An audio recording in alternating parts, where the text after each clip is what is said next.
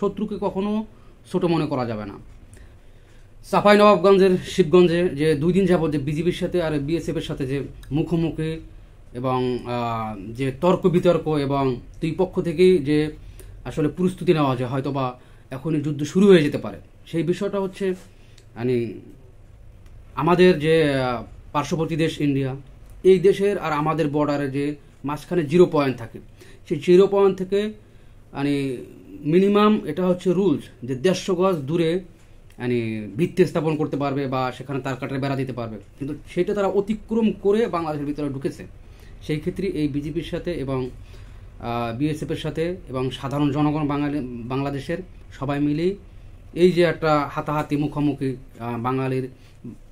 বাংলাদেশের কিছু সাধারণ জনগণ এদের সাথে বিএসএফের সাথে মুখোমুখি হয়েছে, তাদের অস্ত্র কিনে আনার চেষ্টা করেছিল, কিন্তু অস্ত্র আনতে পারলে বাঙালি খুবই মাথা গরম, এটা সবাই বুঝতে হবে যে হয়তো বা তাদের অস্ত্র দিয়ে তাদের উপরে গুলি করতো বা সেখানে একটা বড় ধরনের ক্ষয়ক্ষতি হয়ে যেতে পারতো। সেই ক্ষয়ক্ষতিতে পুরো দেশই একটা এই বিশৃঙ্খল সৃষ্টি হতো, বা তখন যখন তাদের বিএসএফের উপরে হামলা করা হইতো, বড় ধরনের কোনো ক্ষয়ক্ষতি হইতো, তখন হয়তো বা পাল্টা জবাব তারাও দিত।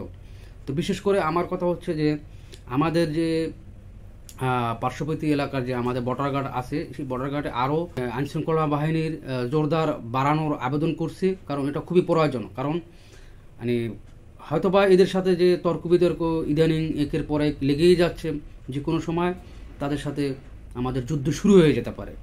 হ্যাঁ, সেক্ষেত্রে প্রস্তুত থাকতে হবে। শত্রু সাপ যদি ছোটও হয় সে কিন্তু সাপই থাকে, যেই সাপের বিষ আছে সে যদি ছোটো সাপ হয়, সে যদি আপনাকে সপল দেয় তো অবশ্যই আপনি ক্ষতিগ্রস্ত হবেন। সেরকমই যে শত্রু কখনো ছোটো মনে করা যাবে না, শত্রু আমাদের শত্রুই, সেক্ষেত্রে শত্রুর সাথে মোকাবেলা করার জন্য সবসময় প্রস্তুত থাকতে হবে। এই জন্য আমি বিনীত আবেদন করেছি আমাদের অন্তর্বর্তীকালীন সরকার ডক্টর ইউনূস স্যারকে, যে আমাদের যে সীমান্তে আছে সীমান্তে আরও জোরদার অবশ্যই বাড়াতে হবে, এবং সাধারণ নাগরিক সাধারণ জনগণ আপনাদেরকেও সজাগ থাকতে হবে, সচেতন থাকতে হবে। যদি কখনোই তাদের সাথে আমাদের কখনো মুখোমুখি হয়ে যায় বা তাদের সাথে আমাদের যুদ্ধ ঘোষণা হয়ে যায়, তো যেরকম দেশ পূর্বে আপনারা স্বাধীন করেছেন সেভাবে দেশ স্বাধীন করতে হবে।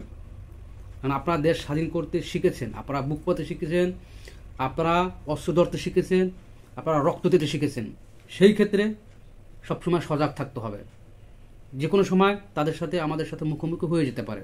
সেই মুখোমুখি মোকাবেলা করতে হলে আমাদের সবার সজাগ থাকতে হবে, সবার সচেতন থাকতে হবে, এবং সীমান্তে আমি বারবারে বলছি সীমান্তে আইনশৃঙ্খলা বাহিনীর আরও জোরদার বাড়াতে হবে, যাতে করে যে ওদের বিএসএফ যারা আছে তারা যেন একটু আতঙ্কে থাকে, তারা যেন একটু ভয়ের ভিতরে থাকে, কারণ ভয় থাকা খুবই জরুরি প্রয়োজন আছে।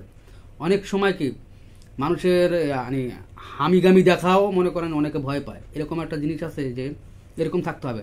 বাঙালিরা এমনিতেই কিছু ভয় পায় না, এটা আমরা সবাই অবগত আছি। ইন্ডিয়া অবগত আছে, যেখানে আমাদের মনে করেন যে 20 কোটি বা 18 কোটি আমরা মানুষ, আর সেখানে ইন্ডিয়া 100 কোটি। হ্যাঁ, বিষয়টা বুঝতে হবে। সেই 100 কোটিও কিন্তু এই 20 কোটিকে ভয় পাচ্ছে, যারা মাথাওয়ালা যারা বুঝে তারা ভয় পাচ্ছে। কী কারণে? যে বাঙালি রক্ত দিতে জানে, বাঙালি দেশ স্বাধীন করতে জানে, বাঙালি অস্ত্র ধরতে পারে, বাঙালি অস্ত্র ছাড়াও যুদ্ধ করতে পারে।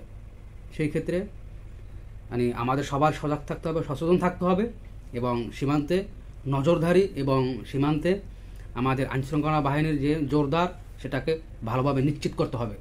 সেক্ষেত্রে সবাই সচেতন থাকবেন, যে কোনো সময় তাদের সাথে আমাদের মুখোমুখি হয়ে যেতে পারে। একের পর এক আমাদের সাথে তারা বাকবিদানটা জড়াচ্ছে, সেই দৃষ্টিকোণ থেকে আপনারা যদি খেয়াল করেন অবশ্যই সজাগ থাকতে হবে।